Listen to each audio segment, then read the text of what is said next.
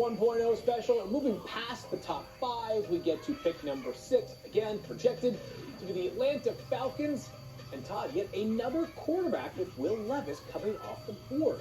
Levis will become just the second Kentucky quarterback to go in the first round of the NFL draft. Of course, Tim Couch went first overall to Cleveland back in 1999. And that's 3 quarterbacks in the first 6 picks. Tell us more about what the Falcons will be getting in Will Levis. He's a local kid, by the way, from nearby here in Bristol. Yeah, there's a lot to like in Will Levis physically. I mean, he's 6'3", he's built strong and sturdy. He has probably the best arm of these top 3 quarterbacks. I would say definitely the best arm of the top 3, and he's mobile. Here's the knock. I talked to one scout, not a scout, a general manager, who said, he reminds me a lot of Josh Allen. Then 5 days later, I talked to another GM. He said, I'm worried he's going to be Carson Wentz. And the reasoning, and I agree to some regard, is that he plays quarterback like a linebacker. He does not protect his body. We saw how the injuries kind of added up over the course of the season. The other thing is, I don't think he has great pocket presence and sees the field real well when he's inside the pocket and pressure's coming. That's the difference between Bryce Young, who excels in that area. Right. So those are the 2 knocks on Levis. That's why I have him as the 3rd quarterback. But I absolutely think he's going to be a very good starter in the NFL and think he has a chance to be a star. I really do. And it wouldn't be bad having those 2 targets if you're drafted by Atlanta to throw to. Yeah, dealing with adversity. Who did it the most? That was Will Levis. He lost Wan'Dale Robinson to the NFL. Rodriguez is running back, suspended the first 4 games. Offensive line, horrific. It was Olay block after Olay block. You say dealing with pressure, Todd. He was getting hit and pounded. He took some wicked shots. I mean, I saw him get hit so hard. It's amazing he finished the year. He had toe, foot, shoulder injuries. I don't know how they got him back on the field. I don't know why he went back on the field with that offensive line blocking as horribly as they did for him. So I think it's Will Levis. I think he battled through. He's a tough kid. He's super smart. He's accurate. He snaps it from the ear. He can move. All the things you said physically he has.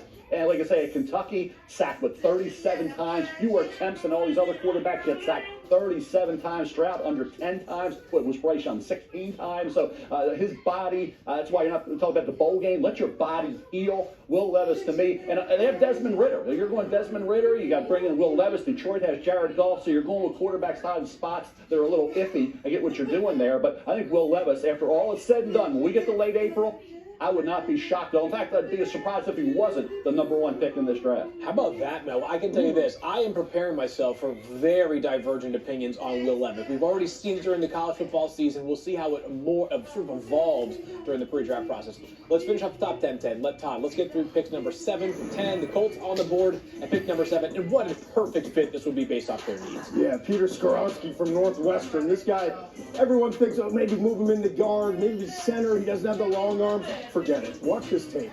This dude, he didn't give up a single sack this past season. You talk about a Colts team that 46 sacks allowed so far right now and tied for the league worst. So you bring in Skoronsky, who's a great run blocker when you move him in the zone, and a phenomenal pass protector. I don't care about the arm length. I love that pick for the Colts. And yes, they needed a quarterback, by the way. I get it, but there wasn't really one. It would have been a reach. Then the Raiders at number 8. Tyree Wilson from Texas Tech. Nobody really knows about this guy. He plays for the Red Raiders. He didn't have a great season, but he has length for days and finishing power. Great production this past season. And the Raiders, let's face it, Cleveland Farrell was a bust. A free agent after this year. Chandler Jones hasn't played all that well. I'd love to see a guy like Wilson opposite Max Crosby to give that Raiders defense a jolt in pass rushing, which they desperately need. Then at number 9, Paris Johnson, offensive tackle. The Steelers' biggest need is the offensive line. They've got to protect Kenny Pickett if Pickett's going to be successful in this league. Johnson, he started at right guard in 2021, moved to left tackle in 2022, got better and better as the season progressed. 6'5", 315 pounds. His technique really improved, and that was the big question when he moved from guard to tackle. But he is long and has high-level athletic traits. Then, in the next spot, Ryan Brzee, the Clemson defensive tackle. Listen, Brzee did not have a great year this year. His sister passed away. He dealt with injuries. It's just a lot to go through. But I'm telling you, this guy, pound for pound, one of the best athletes in this class. The bend that he has is so rare for a big guy over 300 pounds. The Cardinals need a lot of help, as we saw, even on Monday Night Football against the Patriots. This is a team that's a mess. But getting a defensive lineman that can come in and play multiple spots on the defensive line, I think would help. All right, so Mel, of the players you just saw there that rounded out the top 10, which has impressed you the most? Yeah, I'm with Todd Lomperzy. I think when you look at Peter Skoronski at left tackle was a phenomenal player. You go back and say, who played the best of all the kids available in the draft? You'd argue that Skoronski did. This notion about guard, yeah, he can be. But at tackle, Brad Hopkins, Slater, who played at Northwestern, didn't have the great arm length or the great height. As I saw in some cases, like you look at tackles, yes, you can move the guard. That's not going to be an issue for Skoronski. We see it all the time. But I think he's a left tackle. I think if he goes where Todd has him, it's a great pick. He's one of my favorite players in this draft. Let's move outside the top 10. The Panthers currently projecting at number 11, although playing some good football down there under Steve Wilkes. And speaking of projecting, you have them taking a very interesting quarterback prospect, Anthony Richardson, who left Florida early. That dual threat quarterback completed 53.8% of his throws this season, although he did post 26 total touchdowns, 17 passing, 9 rushing with 9 picks. So another quarterback in the top 11, Todd, and tell us why Richardson fits the bill here. He's the most polarizing player in this draft, in my opinion, because he's the most physically gifted quarterback in this class. Is he a freak? 6'4", 220. He can run look at some of the highlights that we see of him running the football. Yeah. Big time arm to drive the ball down the field. He just doesn't know what he's totally doing yet. He's not NFL ready. I would have advised go back to school. But he's coming out. We've seen other guys like Josh Allen, maybe he wasn't ready. The accuracy wasn't there. We've seen quarterbacks now develop into something that they weren't in college. And if you're drafting him in the top 15, which I have here going at 11 overall, you're betting on your quarterback coach, your offensive coordinator, your head coach, putting a system around him like we've seen with Jalen Hurts, like we've seen with other quarterbacks. They've got to be a run-centric football team to succeed with Anthony Richardson early in his career, and then develop him as a passer. That's going to be the big thing with AR, because this guy is a physical phenom. Sure. He's just not ready yet. Are you ready to eat?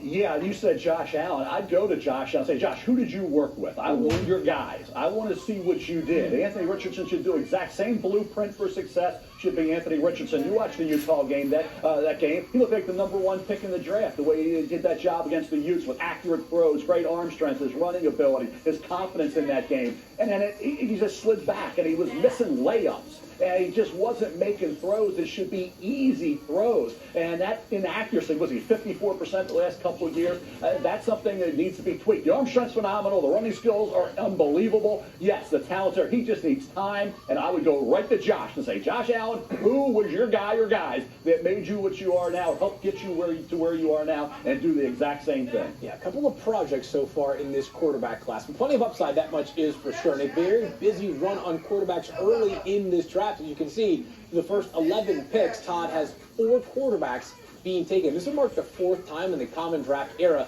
that 4 signal callers were taken within the first 11 picks of the draft. It happened, well, just a couple of years ago in 2021, plus 2018 and 1999. You can debate just how effective those quarterback classes have been. Hey, coming up, Todd and the Texans select Bryce Young with the first overall pick. They're back on the clock now. Will Young have a new favorite target?